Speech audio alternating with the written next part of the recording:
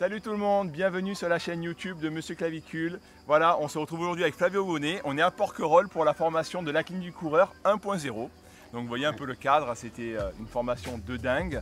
Donc merci Flavio d'être sur cette vidéo, de nous accueillir ici. Merci à toi d'être venu. Je te laisse te présenter 2 minutes rapidement. Ouais, je suis kiné depuis une dizaine d'années maintenant. Je suis installé à Paris. Je gère la clinique du coureur avec Florence Morisseau, puis avec toute une équipe incroyable.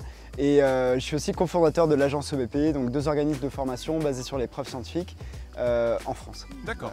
Et donc là on a commencé le cursus donc, de la clinique du coureur, donc le 1.0 qui est le début d'une longue série de formations pour être vraiment au top dans la prise en charge des pathologies musculo-squelettiques et pour aller encore plus loin dans tout ce qui est course à pied. Donc vous faites des formations comme ça, toujours dans des cadres de dingue comme ça? Alors non, pas toujours. Là c'était un peu exceptionnel, hein, j'avoue. On a bien profité on voulait faire quelque chose de marquer le coup un petit peu, faire quelque chose d'assez original et puis dans un cadre incroyable. Donc Porquerolles, pour ceux qui ne connaissent pas, c'est juste incroyable. C'est fou. Et puis là, on a la chance d'être quasiment seul sur l'île puisque le soir, les gens partent de l'île, il y a très peu de logements sur place. On a la chance d'être logé sur place, donc c'est juste incroyable. On a fait après le cours course à pied, renfo, yoga. Vous voyez les images qui défilent, c'est le yoga. Ce soir, il y a un WOD organisé par Coach Seb, qui est notre coach à la clinique du coureur, qui fait un cours aussi sur la planification d'entraînement. Donc voilà, vraiment une sorte de package vraiment cool. Extraordinaire. Et en même temps très tourné vers la formation et vers le développement des compétences des kinés, des médecins, des podos, des professionnels de santé. C'est ouvert à tout le monde, ça il faut le savoir, c'est vraiment ouvert à tout le monde cette formation. Enfin, professionnels de santé. Professionnels de santé. Et d'ailleurs aujourd'hui dans cette vidéo YouTube, un format un peu plus long, on voulait vous parler finalement des trucs et astuces pour progresser en course à pied. Vous êtes déjà un coureur, vous avez envie d'aller plus loin, d'avoir des meilleures performances. Donc Flavio va vous proposer 5 astuces, 5 trucs finalement pour progresser.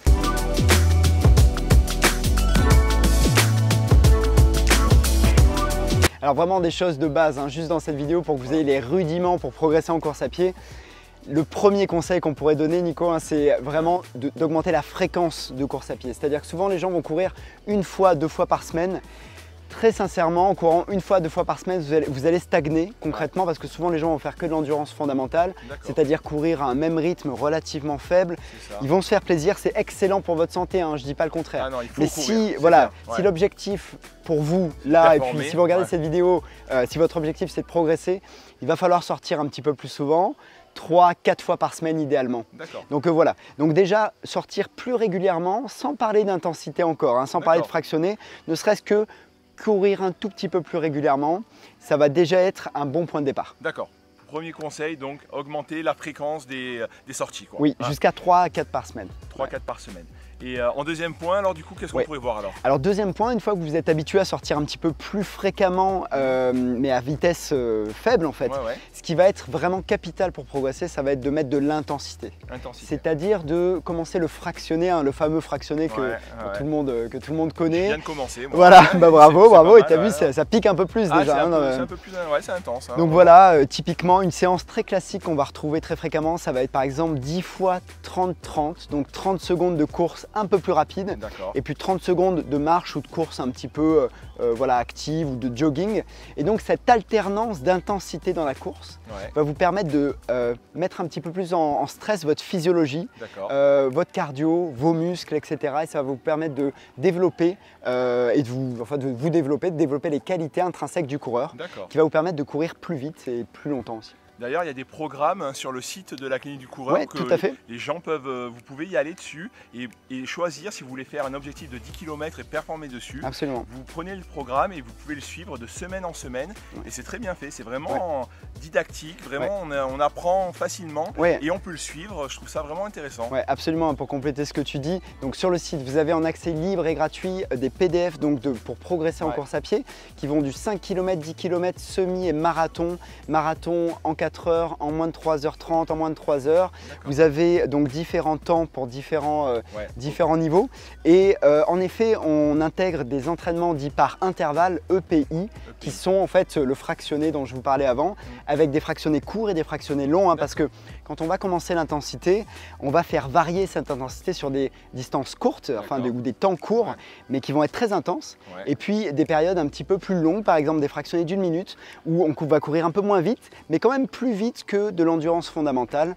Et cette alternance de fractionnés courts, fractionnés longs, longue sortie et jogging, juste pour garder ces 3-4 entraînements par semaine, c'est ça qui va vous permettre de progresser en course à pied. Super. Allez, troisième point maintenant, Flavio, qu'est-ce que tu nous proposes? Alors troisième point, après avoir augmenté la fréquence et l'intensité, ce que je vous conseille vraiment pour réussir et continuer à progresser, et les coureurs n'aiment pas ça souvent, suspense, c'est le renforcement. Voilà. Faire des squats chargés sous des barres, des fentes avec du poids, des kettlebells, des haltères, aller sur des machines, et je sais que les coureurs n'aiment pas ça la plupart du temps, et puis il y a très probablement des gens qui aiment courir en nature, et je vous rassure, j'adore ça aussi.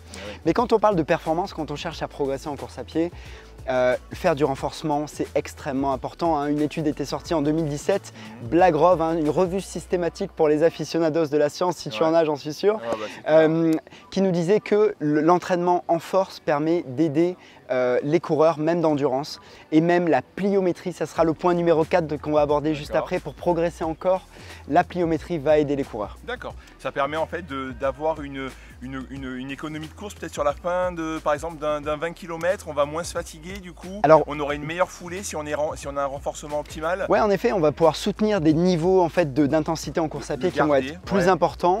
Je pense qu'on va avoir en effet une meilleure utilisation de l'oxygène et donc une meilleure économie de course, et donc ça va se traduire par une amélioration des performances, clairement. Ok, donc quatrième point, pliométrie. Oui. Alors la pliométrie, tout ce qui est, vous savez, les gammes A, B, C, D, montée de genoux, talons aux fesses, griffés, bondissement, même pour les coureurs d'endurance, ça va apporter des bénéfices. Donc extrêmement intéressant. C'est très pratiqué dans les écoles d'athlétisme, tout ce qui est travail du pied. Ça va vous donner en fait une certaine rigidité. En fait, la rigidité dans ce cadre-là va être en fait une sorte de facteur de performance. Vous allez vous servir de cette faculté de vos tendons en fait de stocker, de restituer de l'énergie, ce qui va vous permettre d'être vraiment performant. Et ça, c'est régulièrement le travail des gammes, par exemple? Alors moi, je dirais 1 à 2 fois par semaine. Quand on commence à courir 3-4 fois par semaine, qu'on fait une séance de renfo en plus ou 3 séances de course, une séance de renfo et puis un peu de gamme de temps en temps, là on commence vraiment à être très bien. Ok, donc un petit dernier point pour finir la vidéo. Oui, bien sûr, le dernier point le plus important, je trouve, pour vraiment valoriser en fait toutes les interventions dont je vous parlais juste avant, ça va être la gestion de votre hygiène de vie. Clairement, l'alimentation et le sommeil pour moi vont être 2 piliers capitaux dans l'augmentation de votre performance.